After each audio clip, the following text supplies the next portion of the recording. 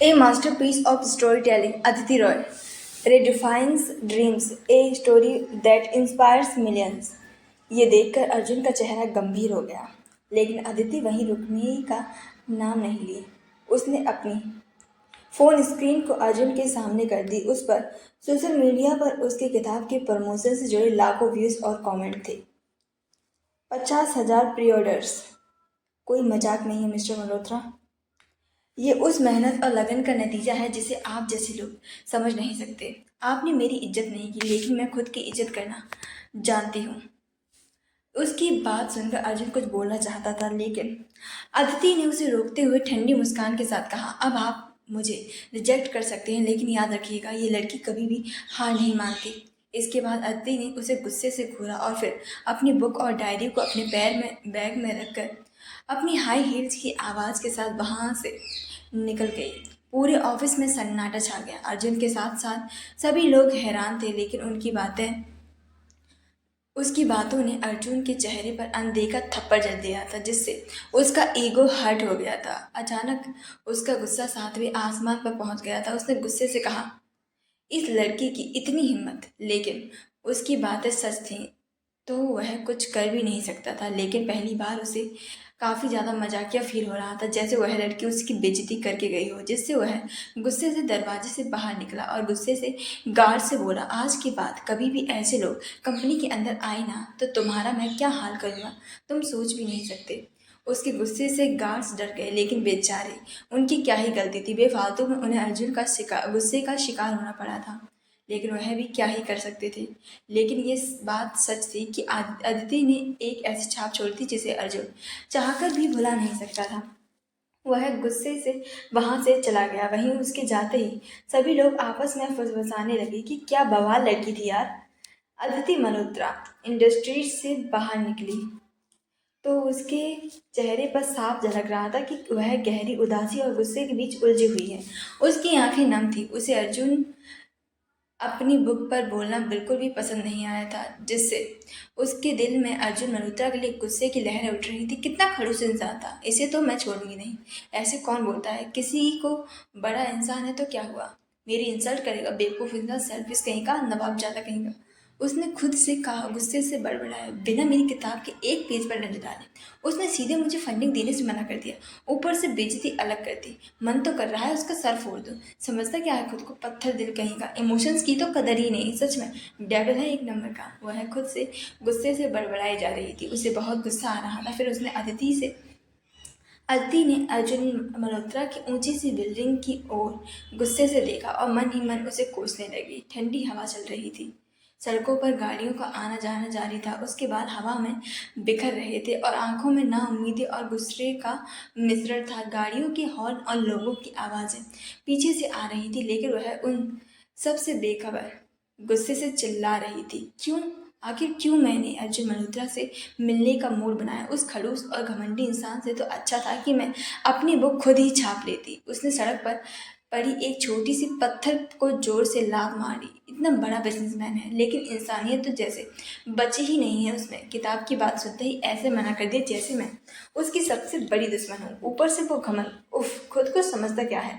वह गुस्से के साथ मुट्ठी से को भीज भीज कर खुद से बातें कर रही। राह चलते लोग उसे अजीब नज़रों से देख रहे थे, लेकिन उसे किसी की परवाह नहीं थी। तभी एक बाइक सवार लड़की ने रुककर पूछा, मैडम सब ठीक है ना, आप यहाँ बीच सड़क पर क्यों बैठी हैं। अदिति उसकी तरफ तरफ देखा और झल्लाते हुए बोली, भाई साहब, सड़क पर इंसान क्यों ही बैठता है, भिखारी हो ना, क्या आप मुझे भीख देंगे, नहीं ना तो चलते बनिए ना अब, और अपने काम से काम रखिए। यह सुनकर लड़का कुछ कहने की हिम्मत ही नहीं कर पाया और जल्दी से वहां से निकल गया। उसने एक गहरी सांस ली और अपनी ड्रेस झाड़ी और धीरे धीरे उठकर सड़क के किनारे चलने लगी। उसके कदमों में अभी भी हिम्मत थी और मन में एक नया संकल्प, लेकिन ज़्यादा वक्त तक वह वहीं पर खड़ी नहीं रहना चाहती कि कहीं वह यहीं से अर्जुन मल्होत्रा को पत्थर न मार दे, जिससे वह घर जाने के लिए निकल गई। जैसे ही अदिति घर पहुंची उसने दरवाजा खोला और भीतर का दृश्य देखकर उसकी आंखें चौड़ी हो गई। ड्राइंग रूम में कुछ मेहमान बैठे हुए थे। उनकी बातचीत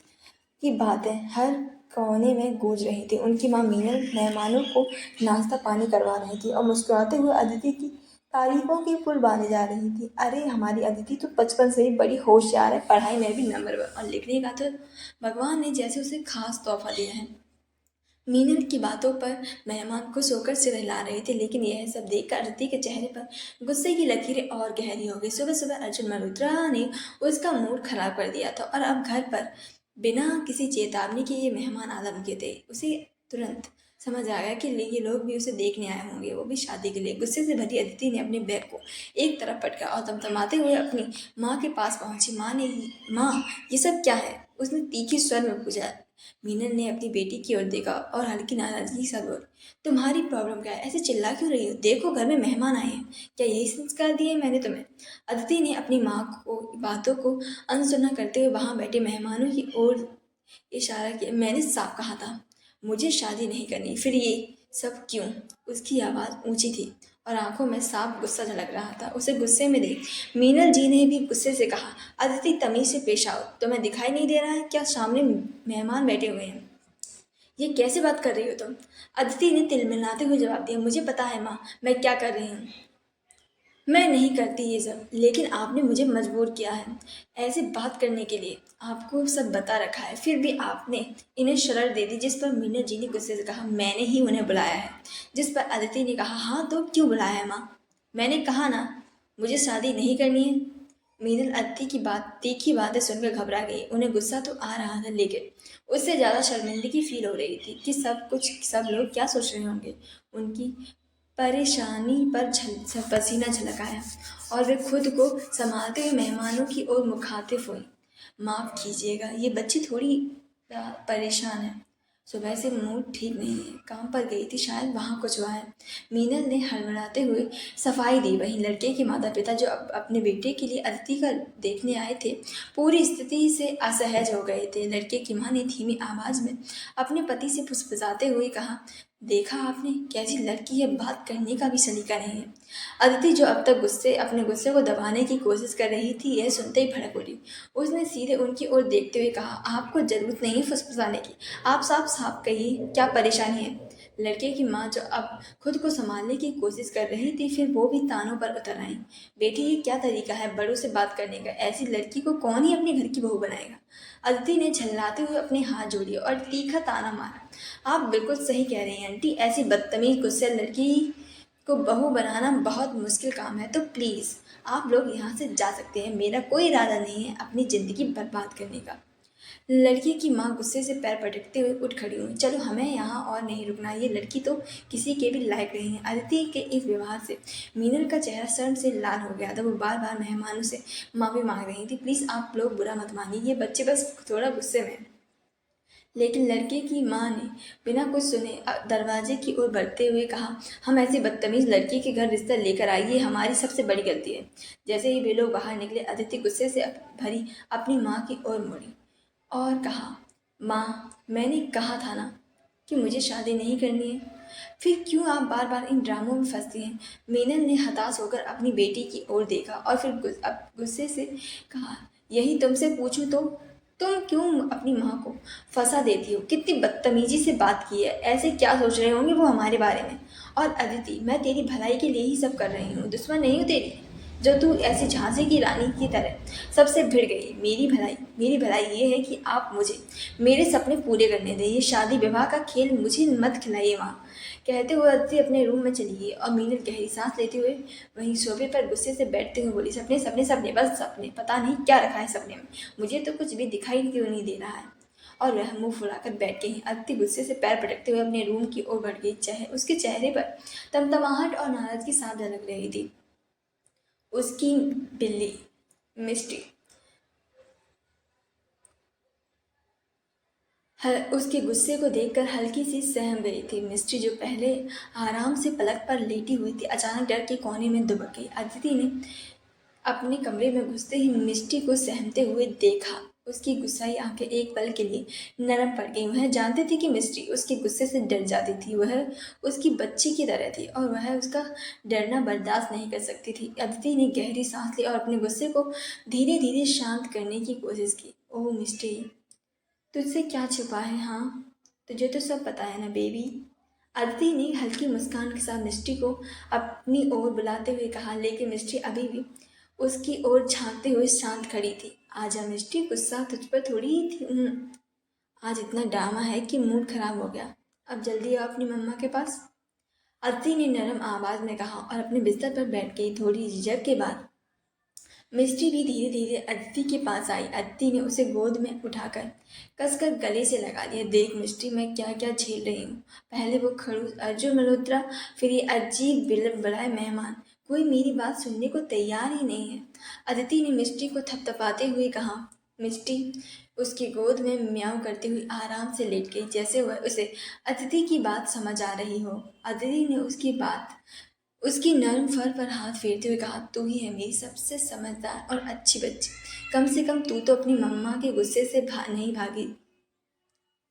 मिष्टी ने हल्के से अपनी नाक अदिति की हथेली पर रख दी और अदिति के चेहरे पर हल्की सी मुस्कान लौट आई। बस तू हमेशा मेरे साथ रहना मिष्टी, बाकी लोग तो बस अपने हिसाब से सब करना चाहते हैं। यह कहते हुए अदिति ने मिष्टी को थोड़ी देर और गले से लगाया। उस पर अदिति को महसूस हुआ कि चाहे दुनिया कुछ भी हो, उसकी प्यारी मिष्टी हमेशा उसका सुकून बनकर उसके साथ रहेगी।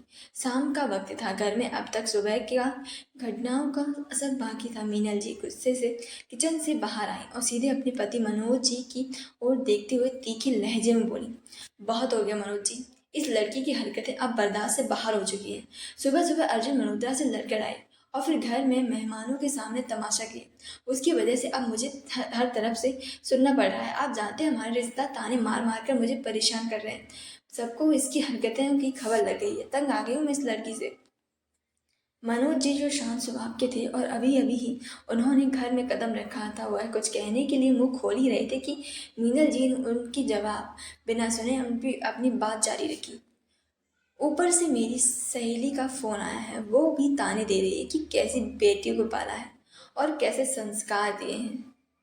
लोग कह रहे हैं कि मैंने अपनी बेटी को अच्छे संस्कार ही नहीं दिए, बात करने का सलीका नहीं सिखाया है और ना ही तमीज।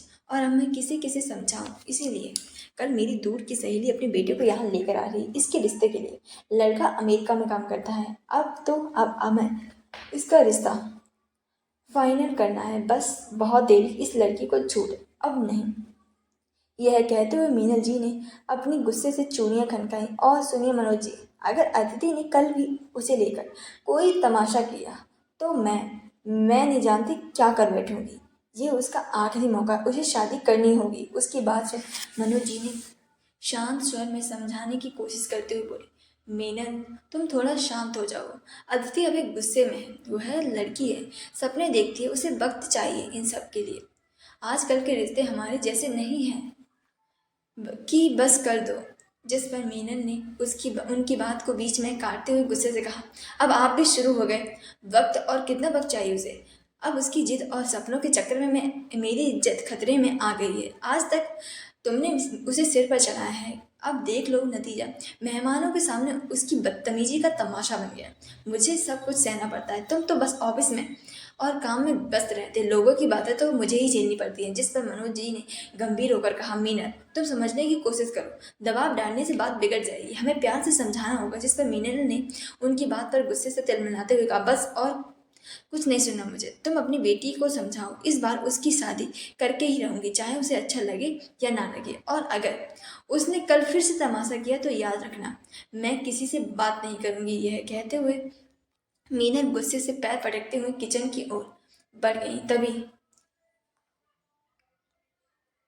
उन्होंने सीढ़ियों पर अदिति को देखा तो वह भी गुस्से से भर गई। यह देख मनोज जी वहीं पर खड़े रहे। उनके माथे पर बल और चेहरे पर गहरी चिंता थी। उन्होंने एक लंबी सांस ली और सोचा कि आखिर अपनी जिद्दी बेटी और गुस्साई पत्नी के बीच कैसे संतुलन बनाए। लेकिन वे जानते थे कि अदिति से सीधी बात करना अब और भी चुनौतीपूर्ण होने वाला है। अगर अपनी बीवी के पास गए तो वो तो और ज्वालामुखी बनकर बरसेंगी। मनोज जी ने गहरी सांस लेते हुए निर्णय लिया कि उन्हें अदिति से पहले बात करनी चाहिए। बस वह भारी कदमों से अदिति के रूम की तरफ बढ़े। दरवाजा के पास पहुंचकर उन्होंने धीरे से दरवाजा खटखटाया। अदिति बेटा, दरवाजा खोलो, मुझे तुमसे बात करनी है, उन्होंने शांत स्वर में कहा। अंदर से कोई जवाब नहीं आया।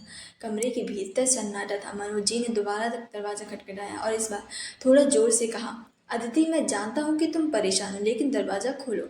बात किए बिना ये समस्या हल नहीं होगी। कुछ सेकंड बाद अदिति ने अंदर से तीखी आवाज आई। पापा, मुझे किसी से बात नहीं करनी, प्लीज़ आप जाओ यहाँ से।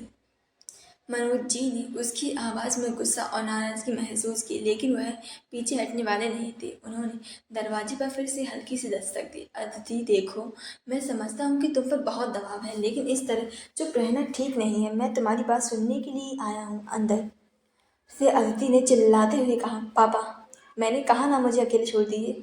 मुझे अभी कोई बात नहीं करनी है। जिस पर मनोज जी की चिंता और बढ़ गई। उनकी आंखों में चिंता की लकीरें और गहरी हो गई। वह दरवाजे के पास थोड़ा और करीब आकर बोले, अदिति, मैं तुम्हारा पिता हूँ, मुझे तुम्हारी फिक्र है। इस तरह अपने आप को इस कमरे में कैद मत करो। दरवाज़ा खोलो बेटा। मैं तुम्हें कोई डांटने या समझाने नहीं आया हूँ, बस तुम्हारी बात सुनना चाहता हूँ।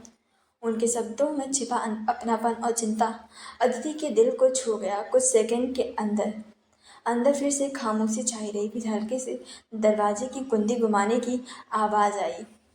दरवाज़ा धीरे से खुला और सामने अदिति खड़ी थी। उसकी आंखें लाल थीं, चेहरे पर थकावट और तनाव के निशान थे। उसने धीमी आवाज़ में कहा, सॉरी पापा, मुझे पता है कि मैंने गलत किया, लेकिन मुझे शादी नहीं करनी। मनोज जी ने आगे बढ़कर उसे गले से लगा लिया और उन्होंने उसकी पीठ को थपथपाते हुए कहा, बेटी, माफ़ी की ज़रूरत नहीं है, मैं हूं ना साथ।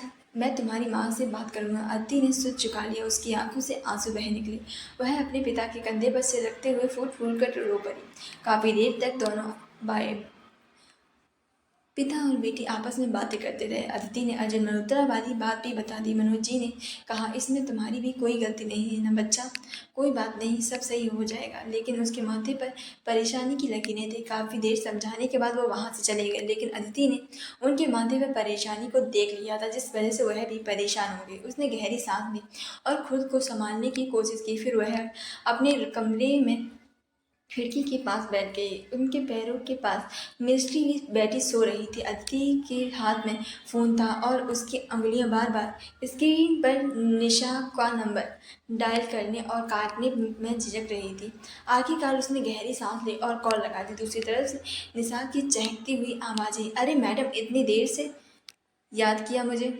बता बता, बात बनी या नहीं? जिस पर अदिति ने वापस से अर्जुन मल्होत्रा को याद आ गई। इस लड़के ने उसका मूड सुबह से खराब करके रखा हुआ था, जिससे उसने गुस्सा और निराशा से भरी आवाज़ के कहा, नहीं बनी, उसने रिजेक्ट कर दिया। जिस पर निशा ने हैरानी से कहा, क्या कहा? रिजेक्ट क्यों किया? और तू इतनी परेशान क्यों है? सुबह से कॉल भी नहीं किया।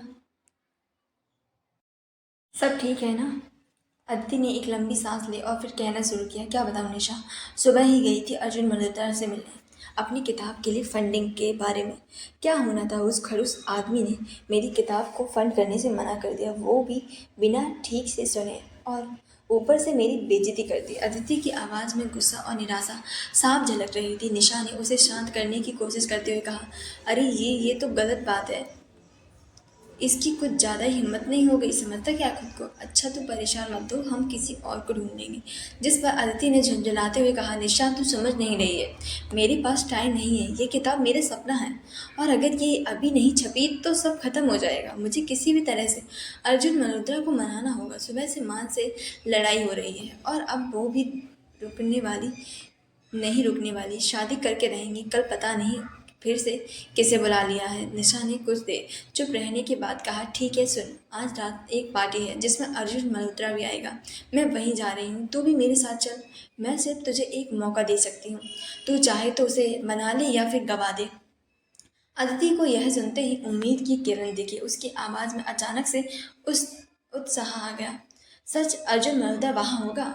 फिर तो मैं पक्का चलूंगी, यही मेरा आखिरी चांस है। जिस पर निशा ने हंसते हुए बोली, हाँ, लेकिन याद रखना, वहाँ जाकर कोई ड्रामा मत करना, बस शांति से अपनी बात रखना, समझी? जिस पर अदिति ने चहकते हुए कहा, ड्रामा तो नहीं करूँगी, लेकिन अर्जुन मल्होत्रा से बात किए बिना नहीं लौटूंगी। ओके, मैं जल्दी से तैयार होती हूँ, तो मुझे टाइम और एड्रेस भेज दे। निशा ने हामी भरते हुए कहा, ठीक है मैडम, तो जल्दी से पार्टी की रौनक बना देंगे, चल मिलते हैं रात में। अदिति ने फ़ोन काटा और तुरंत उठकर अपनी अलमारी की तरफ बढ़ी। अदिति झटपट अपनी अलमारी से कपड़े निकालने लगी। उसकी आंखों में उम्मीद और जोश की चमक थी। उसने गाउन और जीन्स को अनदेखा अनोखा कॉम्बिनेशन चुना तो उसे पार्टीज में अलग और स्टाइलिश बनाए। अर्जुन मल्होत्रा, आज की रात तुम्हारे बिना माने नहीं लौटूंगी, उसने खुद से कहते हुए तैयार होना शुरू किया। उसने हल्का मेकअप किया, बालों को खुला छोड़ा और सिंपल लेकिन आकर्षक ज्वेलरी पहनी। तैयार होते ही उसने अपनी माँ को भनक लगे बिना बाहर निकलने की योजना बनाई। अदिति को पता था कि अगर माँ को पता चला तो वो तो उसे जाने नहीं देंगी। वह चुपके से अपने रूम से बाहर निकली और धीरे धीरे सीढ़ियों से नीचे आई। इस डाइनिंग हॉल में उसके पिता मनोज जी परेशान बैठे हुए थे। उनकी आंखों में चिंता की लकीरें साफ झलक रही थी। अदिति एक पल के लिए रुकी, फिर उनके पास जाकर बोली, पापा मैं पार्टी के लिए जा रही हूँ निशा के साथ। ये मेरी ज़िंदगी का सबसे बड़ा मौका है और अर्जुन मल्होत्रा को मनाने का आखिरी चांस भी। आप प्लीज़ मम्मी का ध्यान रखना। मनोज जी उसकी बात समझने की कोशिश कर ही रहे थे कि अदिति ने उनके गाल पर जल्दी से एक किस किया और मुस्कुराते हुए कहा, प्लीज़ पापा आप मम्मी को संभाल लेना, मैं वादा करती हूँ सब ठीक हो जाएगा। जिस पर मनोज जी कुछ कह पाते उससे पहले ही अदिति ने अपने सैंडल पहने और दरवाजे की ओर भागी। पीछे मुड़कर उसने आखिरी बार कहा, प्लीज़ पापा मम्मी को कुछ मत बताना, और फिर बिना जवाब सुने ही बाहर निकल गई। मनोज जी ने हैरानी से अपनी जगह पर बैठे रह गए क्योंकि उन्हें कुछ भी समझ ही नहीं आया था। लेकिन फिर उनके चेहरे पर बड़ी सी मुस्कुराहट आ गई। उन्होंने सिर पकड़ते हुए कहा, हे भगवान ये लड़की का मैं क्या करूं। अपनी मम्मी की सुनती है ना मेरी, ना तो अपनी मम्मी की सुनती है ना मेरी, बल्कि मुझे फंसा कर चली गई। सही कहती है मीना, मैंने ही सिर पर चढ़ा रखा है। फिर वह सोचने लगे कि क्या बहाना बनाएंगे। फिर वह निशा के साथ पार्टी पहुंची। उसने काफ़ी कोशिश की कि अर्जुन मल्होत्रा से बात कर सके, लेकिन उसे कोई मौका ही नहीं मिला। तभी एक वेटर ने अर्जुन के ऊपर वाइन गिरा दी, जिससे वह वहां से अपने रूम में चला गया। थोड़ी देर तो अदिति चारों तरफ देखती रही, फिर उसे लगा कि यही सबसे अच्छा मौका है, इसीलिए वह जल्दी से अर्जुन को ढूंढते हुए उसके रूम की तरफ चली गई। काफ़ी ढूंढने के बाद उसने उसके रूम के बारे में पता भी लगा लिया था, लेकिन रूम से के बाहर बॉडीगार्ड्स थे, जिससे वह यहाँ से वहाँ टहलने लगी और सोचने लगी कि वह अब क्या करे। कि तभी वह बॉडीगार्ड वहाँ से चले गई। यही मौका देखकर वह रूम के अंदर चली गई और जब वह रूम में पहुंची तो वहाँ पर कोई भी नहीं था, लेकिन बाथरूम से शावर की आवाज़ आ रही थी। यह देखकर वह बेड पर बैठ गई और सोचने लगी कि वह कैसे अर्जुन से बात करेगी। लेकिन तभी अचानक से उसे अपना सर घूमता हुआ महसूस होने लगा। वह समझ गई कि जरूर रूम में कुछ ना कुछ गड़बड़ है, जिस वजह से उसने जल्दी से दरवाज़ा खोलना चाहा, लेकिन तब तक बहुत देर हो चुकी थी। दरवाज़ा बाहर से किसी ने लॉक कर दिया था। यह देखकर उसने दरवाज़ा खटखटाया, लेकिन किसी ने दरवाज़ा नहीं खोला। तब तक वह नशे में पूरी तरीके से धुत हो गई थी, जिस वजह से वह बाथरूम की तरफ बढ़ गई और जब उसने सामने अर्जुन की निकेट बॉडी देखी तो उसकी आंखें हवस से भर गईं और वह उसके ऊपर टूट पड़ी और वह उसे बिल्कुल छूना नहीं चाहती थी। अर्जुन ने काफ़ी कोशिश की कि खुद से दूर करने की, लेकिन अदिति तो जैसे किसी जोम की तरह ही उससे चिपक गई थी। फिर उनके साथ वो सब हो गई। यही सारी बातें याद करने के बाद अदिति और गुस्से से शर्मिंदगी से भर गई। उसके मन में शर्म, गुस्सा और बेबसी का तूफान चल रहा था। उसके शरीर पर नीले, लाल और हरे गहरे निशान उसे जख्मी से ज़्यादा अपमानित महसूस करा रहे थे। लोग उसे घूरते हुए देख रहे थे और उनकी आंखें अदिति के लिए आग से कम नहीं थी। फिर उससे रहा नहीं गया और वह गुस्से से फुसफुसाई, ये अर्जुन मल्होत्रा डेविल सच सब जब से मेरी लाइफ में आया है परेशान करके रख दिया है, और मैं बेवकूफ़ उसके साथ सो कैसे गई, पता नहीं अब क्या करेगा यह।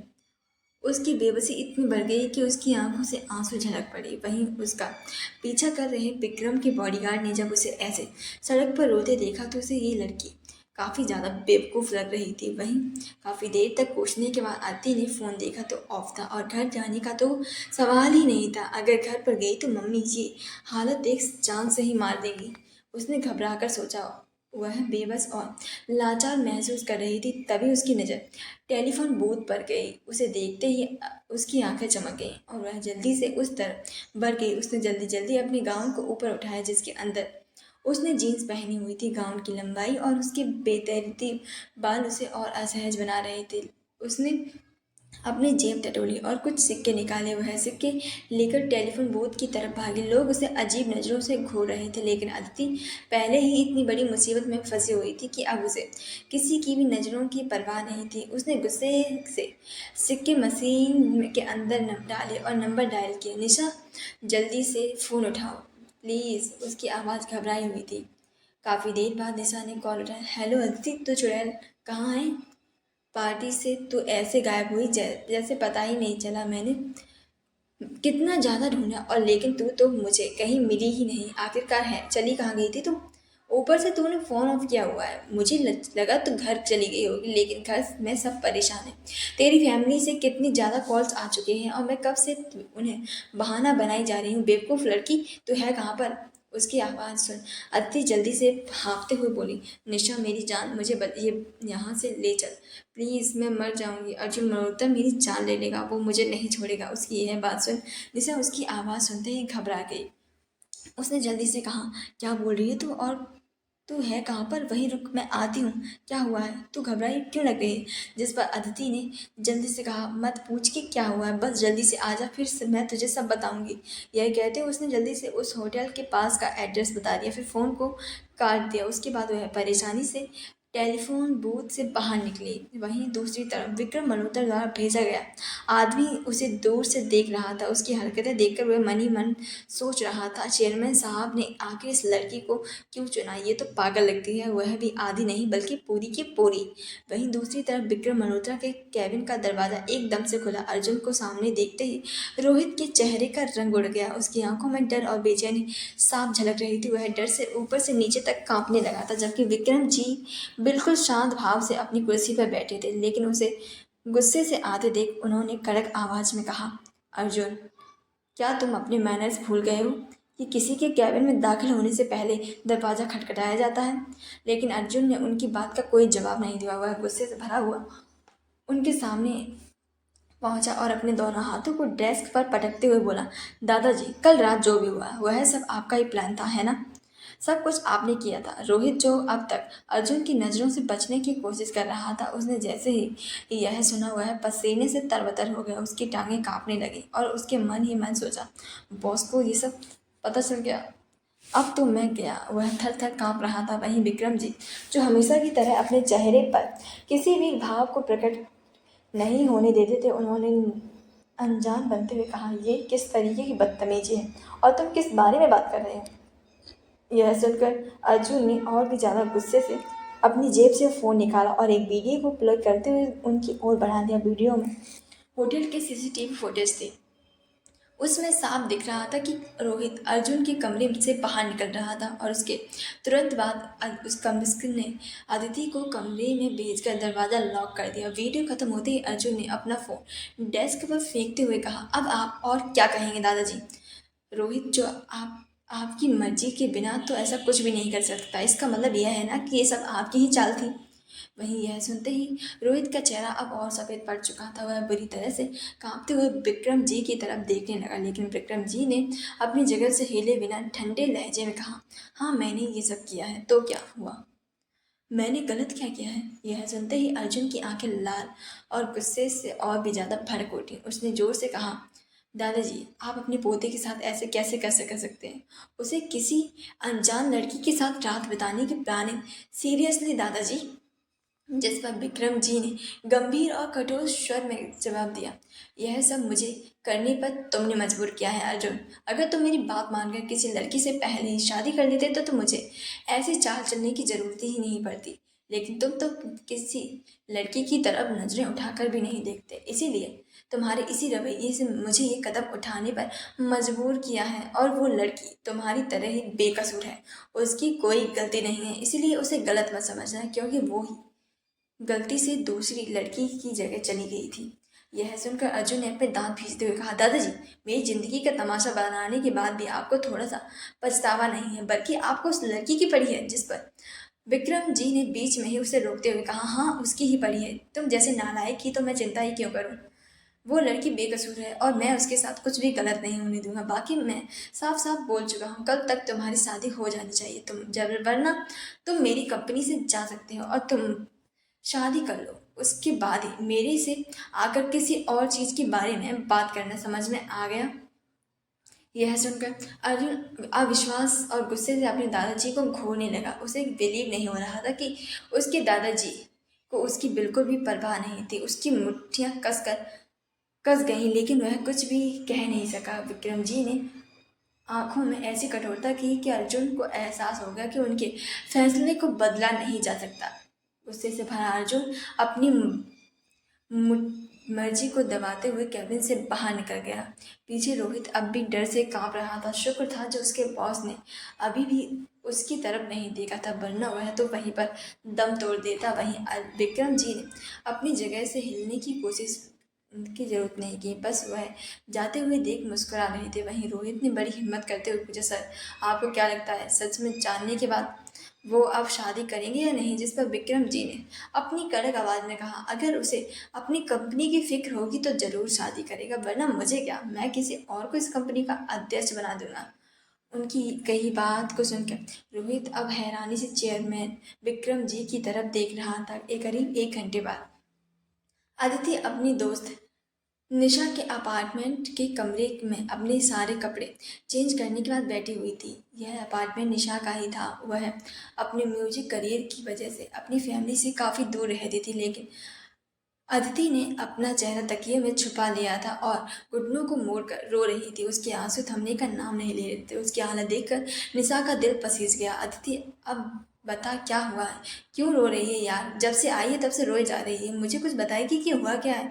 आखिर क्यों इतना रो रही है? मुझे बहुत टेंशन हो रही है तेरी। जिस पर अदिति ने घुटी हुई आवाज़ में कहा, यार मुझे बचा ले, पता नहीं मेरा क्या होगा। वो राक्षस अर्जुन मल्होत्रा वो मेरी जान ले लेंगे। जिस पर निशा ने गुस्से के साथ कहा, ये बात तू 1000 बार बोल चुकी है, अब मुझे साफ साफ बताइए कि आखिर क्या हुआ क्या है? तूने ऐसा क्या कर दिया जो हुआ है तुझे मार डालेगा? और ये निशान, तू किसी के साथ सोकर आई है ना?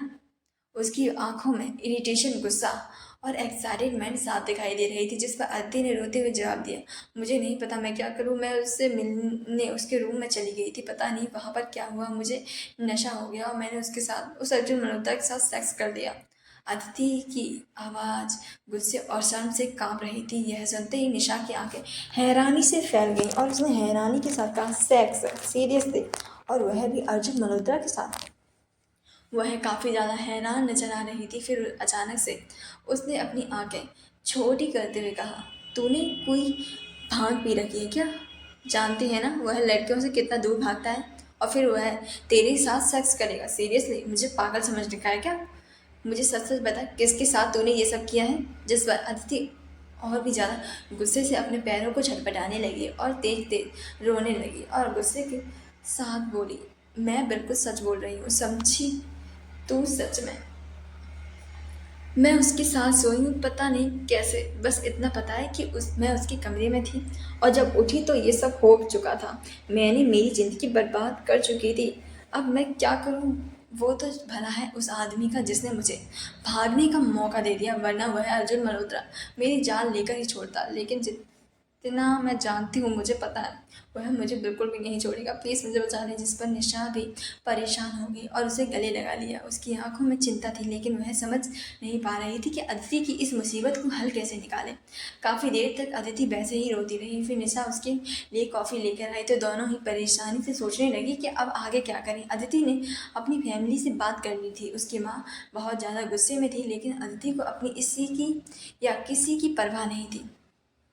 तभी निशा के अपार्टमेंट के किसी ने डोरबेल बजाई। निशा को लगा उसने जो पिज़्ज़ा ऑर्डर किया था वह आ गया होगा, जिससे उसने दरवाज़ा खोल दिया। लेकिन जब उसने सामने देखा तो वहाँ पर अर्जुन अपने कुछ बॉडीगार्ड के साथ खड़ा था। जैसे ही निशा की नज़रें अर्जुन की ठंडी नज़रों से मिली, वह अपनी जगह पर किसी पुतले की तरह जम गई। उसकी आंखें हैरानी से बड़ी बड़ी हो गई। वहीं अर्जुन ने अपनी ठंडी लेकिन हड्डी को जमा देने वाली आवाज़ में कहा, मिस अदिति शर्मा, वो यही है ना? मुझे उनसे मिला है, क्या आप उन्हें बुला सकते हैं? उसकी आवाज़ में रौब और गुस्सा साफ झलक रहा था। उसकी आवाज़ को सुनते ही निशा का तो जैसे मुंह ही बंद हो गया था और उसने बिना कुछ बोले जल्दी से अपना सिर हाँ में हिला दिया। लेकिन जैसे ही उसे एहसास हुआ कि उसने क्या कर दिया, उसने जल्दी से अपना सिर ना में हिलाते हुए कहा, नहीं नहीं मिस्टर अर्जुन मल्होत्रा, यहाँ पर कोई अदिति शर्मा नहीं है। मैं तो जानती भी नहीं हूँ किसी अदिति शर्मा को। उसने यह कहा ही था कि अदिति अपने पेट को पकड़कर जल्दी से उसके पास आती हुई बोलती, यार कितना टाइम लगेगा तुझे पिज्जा को अंदर लाने में? यार कल से कुछ भी नहीं खाया मैंने भूख से मरे जा रही हूँ और तू है कि टाइम लगा रही है। कहीं तू अकेले ही तो नहीं खा रही ना? वहीं जैसे ही निशा ने अदिति की आवाज़ सुनी, उसने अपना सर पीट लिया और उसका चेहरा रोने जैसा हो गया। उसने गुस्से से घूरते हुए पीछे से आते हुए अदिति की तरफ देखा। वहीं अदिति ने उसके चेहरे को देखते हुए कहा, क्या हुआ? तेरा रोने जैसा मुंह क्यों बना हुआ है? जैसे तूने पिज्जा नहीं कोई भूत देख लिया हो। कहाँ है पिज्जा? वह अर्जुन वह अर्जुन या उसके बॉडीगार्ड्स को देख नहीं पा रही थी, लेकिन जैसे ही वह दरवाजे के सामने आई और दरवाजे पर खड़े इंसान की वह दो गहरी और ठंडी खौफनाक नज़रों को खुद पर महसूस किया, वैसे ही उसे लगा जैसे कि दुनिया ही रुक गई है। अदिति की सांसें तेज हो गई। उसकी आंखों में डर और घबराहट का तूफान उठ रहा था। उसने जल्दी से अपने दिल पर हाथ रखा और हल्के से उछलते हुए कहा, व्हाट द हेल? ये डेविल यहाँ पर क्या कर रहा है? लेकिन उसकी अपनी बात का एहसास होते ही उसने तुरंत अपना मुंह पर हाथ रख लिया। उसकी आवाज़ कांपने लगी। वह हकलाते हुए बोली, मिस्टर अर्जुन मल्होत्रा, आप यहाँ पर क्या कर रहे हैं? अर्जुन ने अपनी जमी हुई सर्द और कड़क निगाहों से उसे देखा। उसके चेहरे पर एक अजीब सी खामोशी थी, लेकिन उसकी आंखें गुस्से का ज्वालामुखी बन चुकी थी। उसने शांत लेकिन हड्डी जमा देने वाली आवाज़ में कहा, मिस अदिति शर्मा, मुझे आपसे बात करनी है। क्या आप मेरे साथ चल सकती हैं? उसकी बात सुनते ही अदिति के कदम वहीं ठिठक गए। उसकी घबराहट बढ़ गई। उसने जल्दी से निशा की तरफ देखा, मानो उससे कोई मदद की उम्मीद कर रही हो, लेकिन निशा खुद अर्जुन की घूरती नज़रों के सामने कांप चुकी थी। अद्दी ने तुरंत अपने दोनों हाथों से निशा का कंधा पकड़ लिया और डरते हुए बोली, क्यों, क्या बात करनी है? मैंने कुछ गलत नहीं किया है। जो हुआ वह मेरी गलती नहीं थी। और आप भी तो उसमें शामिल थे। आप सिर्फ आप सिर्फ विक्टिम नहीं है, मैं भी हूँ। मेरी वर्जिनिटी आपने छीन ली है। अदिति की आवाज़ डर और गुस्से से कांप रही थी। उसने घबराहट में जो भी दिमाग में आया वह कह दिया, इसलिए आप मेरे पर गुस्सा नहीं कर सकते। गलत हम दोनों के साथ हुआ, लेकिन मैं माफ़ कर दे रही हूँ। आप भी इसे भूल जाइए, मैं भी भूल जाती हूँ। वो सुना है ना, रात गई तो बात गई। उसकी इस बेतुकी सफाई पर अर्जुन का चेहरा गुस्सा और बढ़ गया था। उसे काफ़ी ज़्यादा शर्मिंदगी फील हो रही थी। उसके साथ खड़े बॉडीगार्ड भी यह सुनकर पहले तो हैरान, फिर असहजता से इधर उधर देखने लगे, लेकिन अर्जुन ने बिना कुछ बोले एक कड़ी नजर उनके ऊपर डाली और घूरा वहां से जाने का इशारा किया। वे तुरंत सर झुकाकर वहां से चले गए। जैसे ही बॉडीगार्ड बाहर गए, अर्जुन ने अपनी सर नजर निशा की ओर टिकाई। उसकी आंखों में ऐसी कड़कपन और प्रभाव था जैसे वह एक इशारे से सब कुछ खत्म कर सकता था। उसने अपनी आवाज़ को और भी सख्त बनाते हुए कहा, आप यहाँ से जा सकती हैं, मुझे आपकी दोस्त से कुछ पर्सनल बात करनी है। उसने निशा को ऑर्डर देते हुए कहा। निशा, जो पहले से ही डर के मारे संग थी, अपना पैर पीछे खींचने लगी, लेकिन अति ने उसका हाथ कसकर पकड़ लिया और गुस्से से बोली, नहीं, जो भी बात करनी है इसी के सामने करो, यह कहीं भी नहीं जाएगी। अत्ती ने ये बात बड़ी हिम्मत से कही थी, लेकिन अर्जुन ने के चेहरे से उभरते गुस्से को देखकर उसका साहस डगमगाने लगा। अर्जुन ने अब अपनी ठंडी और खतरनाक नज़रों से निशा को घूरना शुरू किया। उसकी आंखें इतनी खतरनाक थी कि निशा को लगा अगर उसने एक और पल वहां बिताया तो वह उसी जगह पर मर जाएगी। निशा के हाथ पैर कांपने लगे। उसने अदिति की पकड़ में अपना हाथ छुड़ाने की कोशिश की, लेकिन अदिति ने उसे और कसकर पकड़ लिया। अदिति ने गुस्से से फुसफुसाते हुए कहा, तू कहीं नहीं जा रही, समझी तुझे? लेकिन इस निशा ने अर्जुन की नज़रों को फिर से महसूस किया और उसका चेहरा पसीने से भीग गया।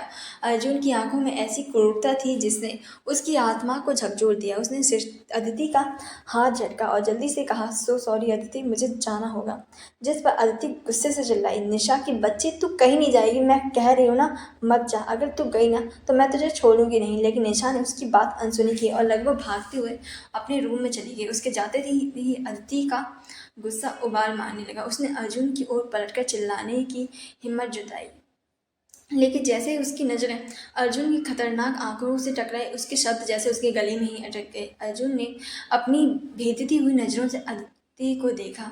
उसकी आंखें कह रही थी कि वह किसी की भी हाल में ये बातचीत अधूरी नहीं छोड़ेगा। अदिति का गुस्सा पल भर में डर में बदल गया। उसके पैर वहीं पर जम गए, मानो उसकी जगह पर किसी ने कील ठोक दी गई हो। अदिति ने कोशिश की कि वह रूम की तरफ भाग जाए, लेकिन अर्जुन की अडिग और सख्त रूह उसे हिलने तक नहीं दे रही थी। उसकी आवाज़ में कांपते हुए निकले, आप क्या चाहते हैं? उसकी हथेलियाँ पसीने से तर हो गई थी। उसने सोचा, अब मैं क्या करूं? वहीं उसकी बात सुनकर अर्जुन ने गहरी और खतरनाक आवाज़ में कहा, मिस अदिति शर्मा, मेरे साथ चलो। अदिति के चेहरे पर डर साफ झलक रहा था, लेकिन उसके ये कहने पर उसने हिम्मत जुटाकर अपने कदम पीछे खींचे।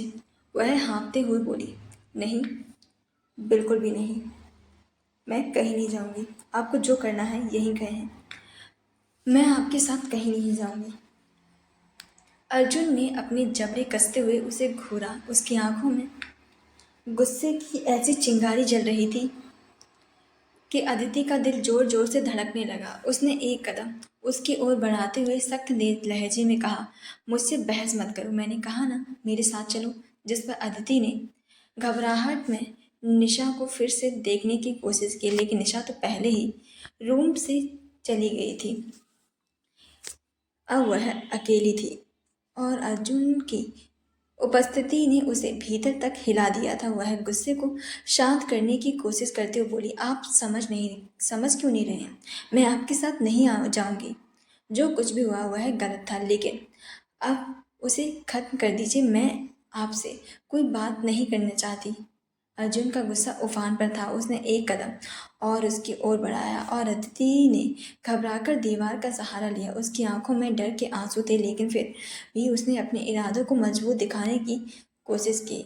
अर्जुन ने उसकी बात को और सख्त करते हुए कहा, मुझे अपनी बात को बार बार दोहराने की आदत नहीं है। अदिति का दिल जोर जोर से धड़कने लगा था।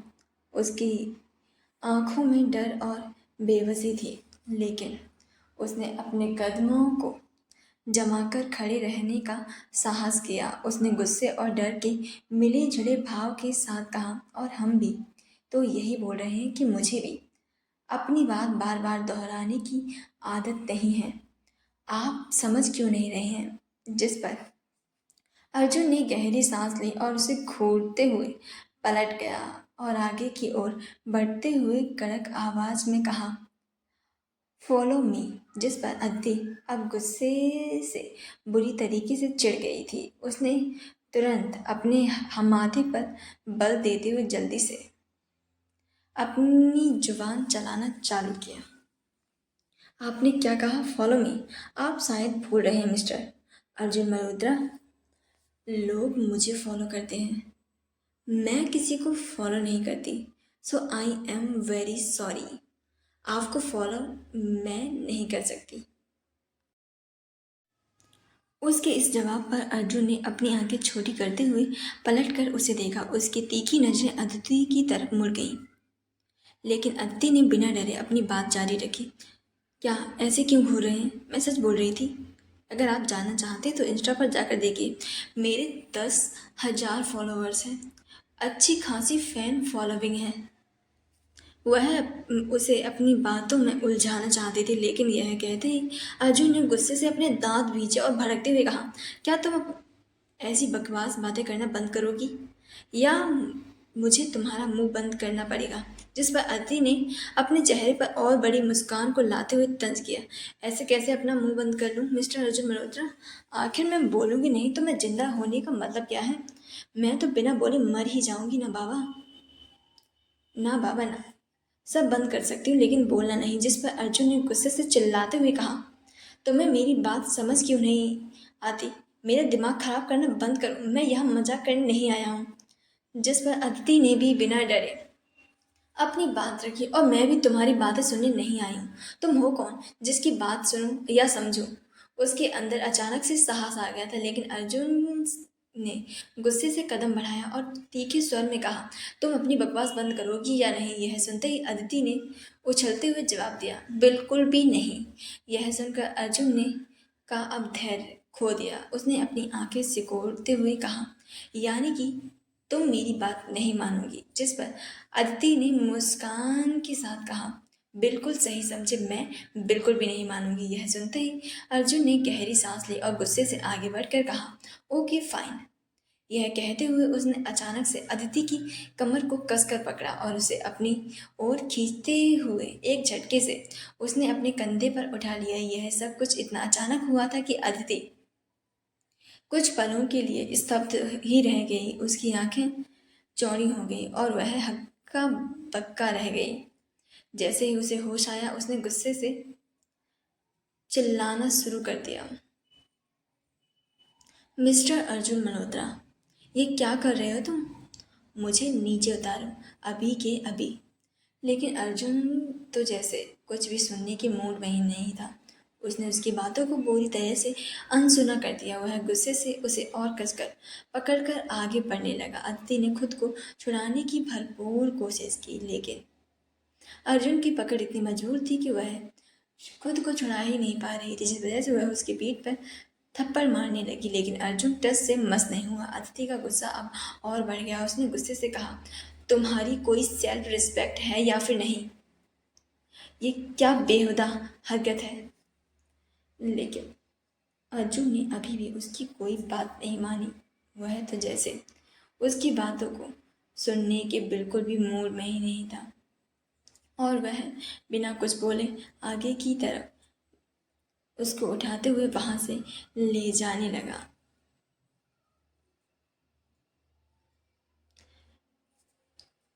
अगर आपको स्टोरी पसंद आ रही है तो please like, subscribe and comment जरूर करना। Thank you so much.